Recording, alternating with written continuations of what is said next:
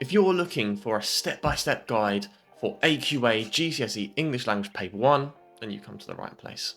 In this video, I'll show you exactly how to approach questions 1 and 2, from spotting key details to writing high-scoring language analysis. You're going to learn the structure, the strategy, and what examiners are really looking for. If we haven't met before, I'm Sam. I've been an English tutor here at Strong Students for about 4 years now, where I team up with my brother Josh to help ambitious GCSE students master maths and English. Let's get into it. Now, before we jump into the questions, let's quickly break down what paper 1 is all about. See, this paper is entirely focused on fiction. That means everything you read and write in this exam is going to be based on a fiction extract, typically from like the opening of a novel. Now, there are two sections in this paper. Section A is what we call the reading section, worth 40 marks, where you've got 4 questions to answer based on a single extract. Question 1 is what we call information retrieval, worth 4 marks. Question 2 is a language analysis question, that one's worth 8 marks. Question 3 is a structure analysis question, also worth 8 marks. And then we have question 4, which is the evaluation question, worth 20 marks. Then, when we get into section B, we're going to write either a description or a short story based on a visual prompt or a theme, and that's worth 40 marks, half the paper. And overall, you've got 1 hour and 45 minutes to complete this paper, and you should spend about 10 to 15 minutes reading the extract and then divide the rest of your time equally between sections A and B, so about 45 minutes for both sections. Now, I'm going to make videos for each of these questions, so you need to make sure you're subscribed and you don't miss any of them. But today, we're going to be focusing on the first 2 questions in section A. We'll break down exactly what they ask, how to approach them, and how to write answers to hit top band. Let's go for it. Now, let's start by going for a fiction extract, one very similar in style to what you'll get in your exam, but probably a bit more interesting, mate, because I wrote it myself. I've linked the source we're going to be using in a completely free worksheet in the description below. This is the same extract we'll be using for questions 3, 4, and 5 too, so it's definitely worth a download. Go and check it out. Let's quickly read it through together though, to get an understanding of what's going on. Source A. The sun's first light sliced through the jagged peaks, gliding the rocky crags with a deceptive warmth. Hidden in the shadows of a gnarled pine, he exhaled slowly, his breath visible in the bitter morning air. Frost clung to the edges of his rifle, glittering like tiny deadly stars.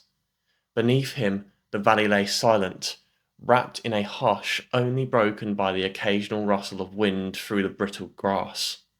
His eyes, cold and unflinching, scanned the terrain through the crosshairs of his scope. Every rock, every bush, every potential hiding place was catalogued, memorized.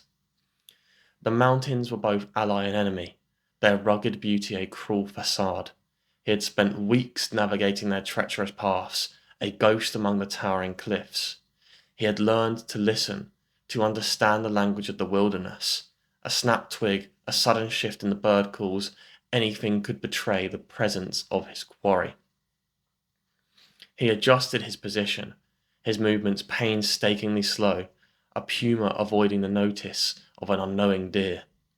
The rock beneath him felt like ice, biting through his thermal suit, but he welcomed the discomfort. Pain sharpened his focus, kept him anchored in the moment. His gloved hand rested lightly on the stock of the rifle, the lever taut with tension. This was no ordinary target. This one mattered. The file had been thin, just a photograph and a name he would forget the moment this mission ended. The man in the picture, Waybrook, had dark eyes and a crooked smile, the kind of face that would blend into a crowd. Yet here, in this expanse of isolation, there would be no crowd to shield him. The sniper's training had taught him to strip away humanity. A target was a series of movements, patterns, vulnerabilities. His pulse did not quicken at the thought of what came next. To feel was to falter, and faltering was death.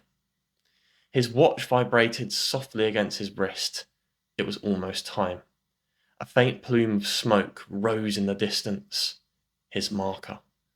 The target was moving toward the cabin, a dilapidated structure barely visible against the rocky slope.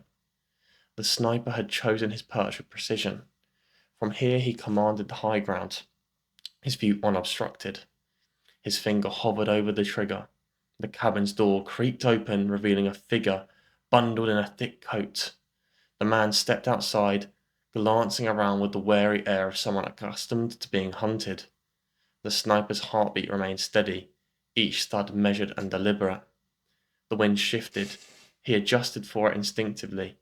Time seemed to stretch, each second suspended in the cold mountain air.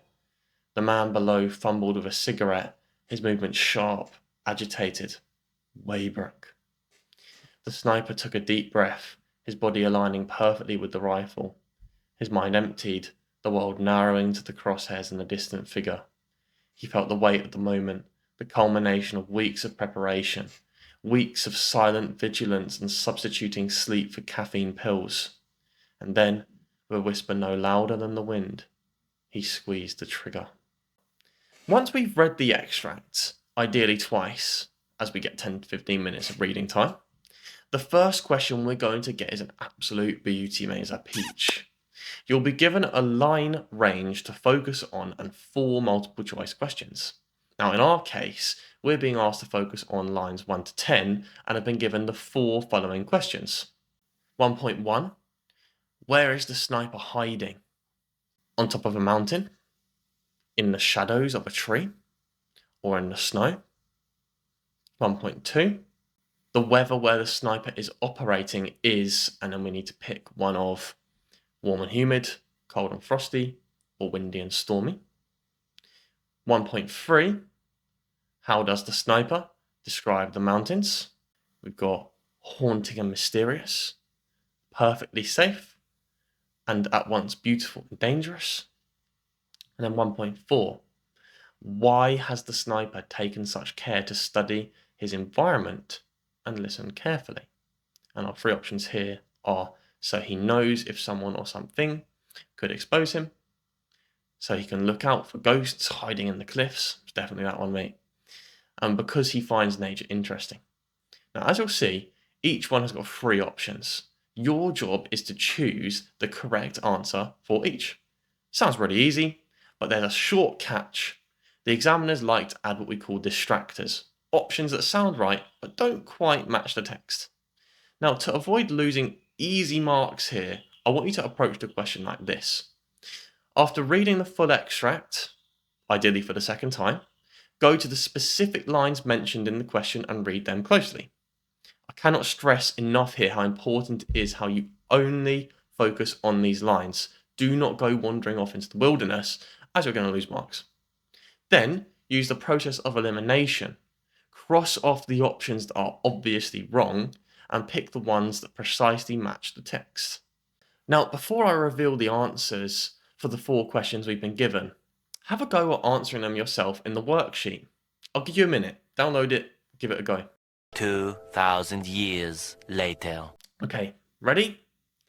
The answers are, for 1.1, B, which is made clear when he's described as hiding in the shadows of an old pine. For 1.2, B again, which we have to infer from the frost that clung to his rifle. For 1.3 is C, because they are described as both ally and enemy. And then for 1.4 it is A. He had learned to listen so he could become aware of anything that could betray the presence of his quarry. Super chill, right? Spend 4 to 5 minutes on this question and put the marks in the bag. Now, question 2. Question 2 is a banger, just like question 1. This one's worth 8 marks and asks us to explore how the writer uses language to present something based on another line range. So, for example, read again the first part of the source from lines 11 to 12. How does the writer use language here to present the sniper? Now, this question revolves around what we call assessment objective, or AO2. And this is just the ability to explain how writers use language to achieve effects and influence readers. So, in plain English, mate, it means identifying language devices and word classes, analysing how they work in detail by drawing on the effect criteria, and developing those explanations.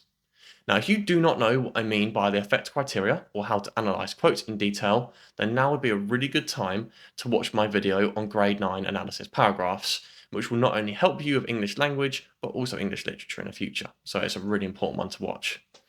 Now, otherwise, because this question is quite short, we're going to aim for 2 analytical paragraphs, each containing 1 to 2 short quotations that have interesting language techniques we can talk about.